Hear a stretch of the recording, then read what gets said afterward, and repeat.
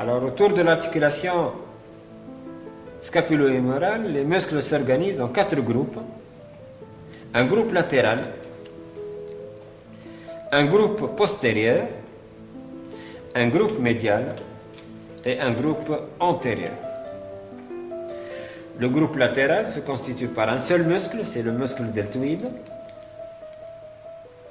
qui a pour origine le bord antérieur de la clavicule, le bord latéral de l'acromion et le bord inférieur de l'épine scapulaire. Les fibres convergent vers la face latérale de l'humérus et se terminent au niveau du V deltoïdien.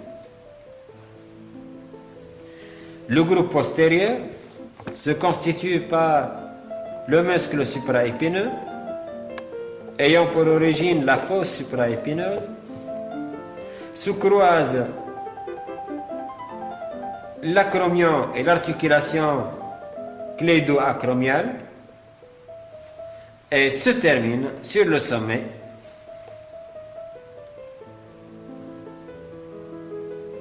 du tubercule majeur. Le muscle infraépineux prend son origine à partir de la fosse infraépineuse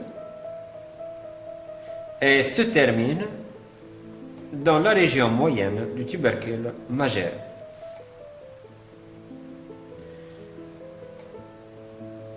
Le muscle pituitaire prend son origine à partir du bord latéral de la scapula et se termine sur l'extrémité inférieure du tubercule majeur.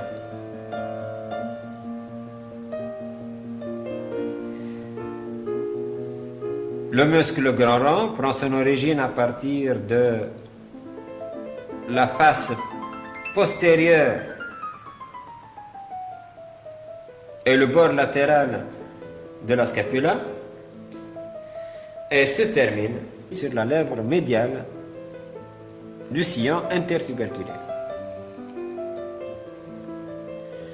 Le groupe médial se constitue par le muscle dentelé antérieur, caractérisé par son aspect digitiforme, qui prend son origine à partir du bord médial de la scapula et se termine sur les faces latérales des 10 premières côtes.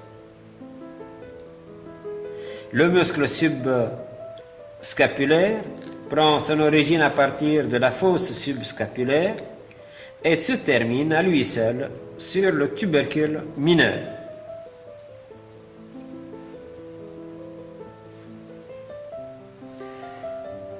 Le groupe antérieur se constitue par 3 muscles, à savoir le muscle grand pectoral, muscle en éventail, ayant pour origine claviculaire, sternale et abdominale. Les fibres convergent toutes vers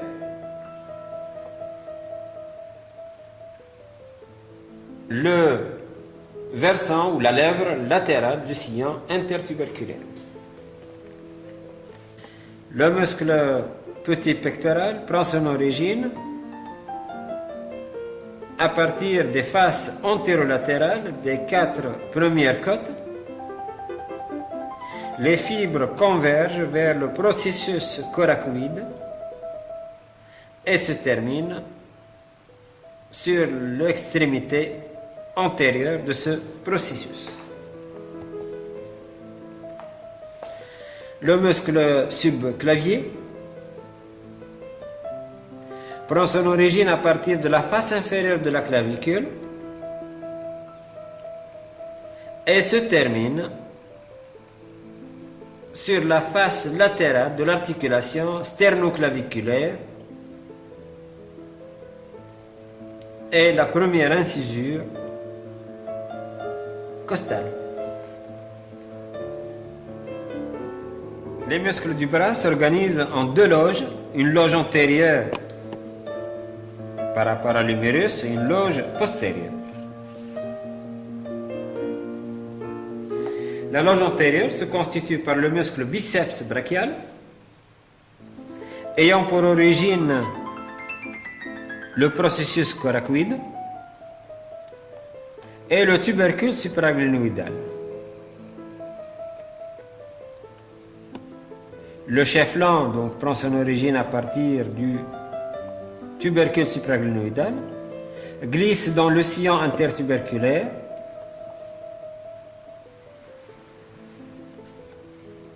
et s'associe au chef court pour aboutir à un tendon commun qui se termine sur la tuberosité bicipitale.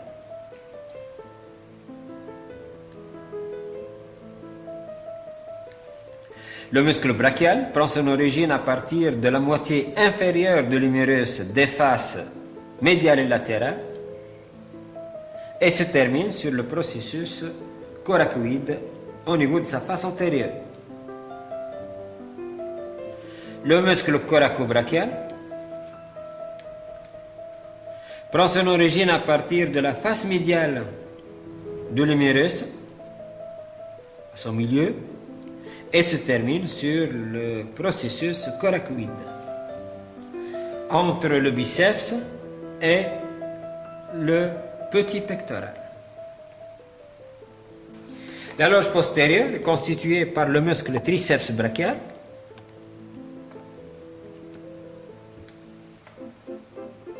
qui se constitue par le chef latéral, qui a pour origine le tiers supérieur de la face postérieure de l'humérus, le chef flanc qui a pour origine le tubercule infraglénoïdal, et le chef médial qui a pour origine les deux tiers inférieurs de la face postérieure de l'humérus. Les trois chefs convergent vers le processus olecranien ou l'olecrane pour se terminer sur sa face supérieure. Le nerf de la loge antérieure, c'est le nerf musculocutané. Entre la loge antérieure et la loge postérieure, on trouve le pli brachial médial, dans lequel chemine en avant le nerf médian et en arrière le nerf ulnaire. Le nerf ulnaire croise postérieurement l'épicondyle médial et le nerf médian croise la face antérieure de l'articulation du coude. Les muscles de l'avant-bras sont organisés en trois groupes. Un groupe antérieur, un groupe latéral et un groupe postérieur.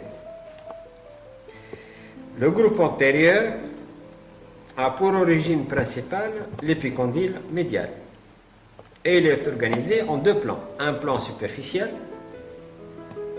et un plan profond. Le plan superficiel se présente par le muscle rond pronateur tendu entre l'épicondyle médial et le bord antérieur du radius. Le muscle fléchisseur radial du carpe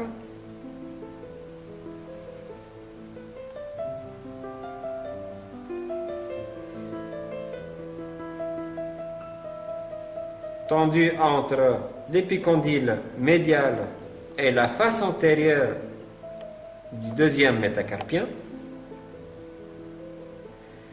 Le muscle long palmaire ayant pour origine l'épicondyle médial et se divise en pas de doigt au niveau de la région palmaire et s'insère sur le fascia palmaire. Le muscle fléchisseur ulnaire du carpe ayant pour origine l'épicondyle médial et se termine sur le pisiforme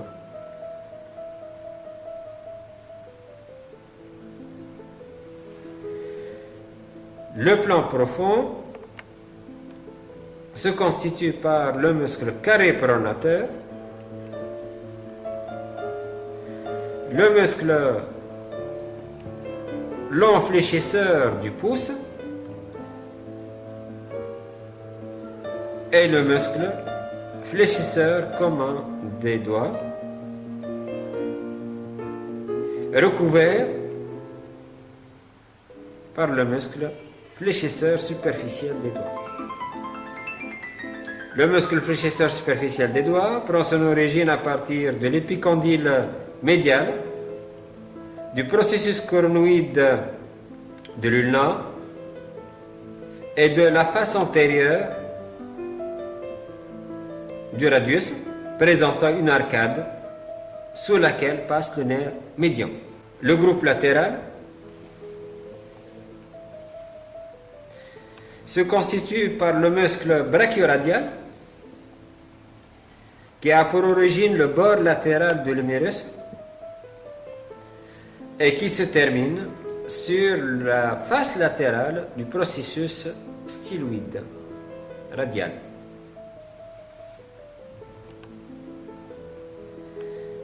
Le muscle long extenseur radial du carpe, ayant pour origine l'épicondyle latéral, et se termine sur la face postérieure du deuxième métacarpien. Le muscle court extenseur radial du carpe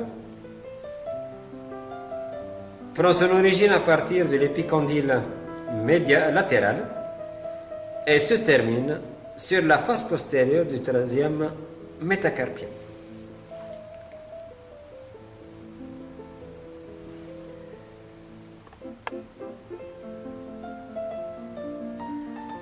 Le muscle long abducteur du pouce, le muscle long extenseur du pouce et le muscle court extenseur du pouce. Les extenseurs du pouce délimitent la tabatière anatomique.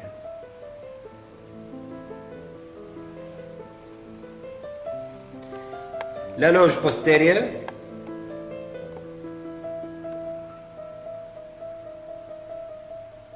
présente le muscle anconé,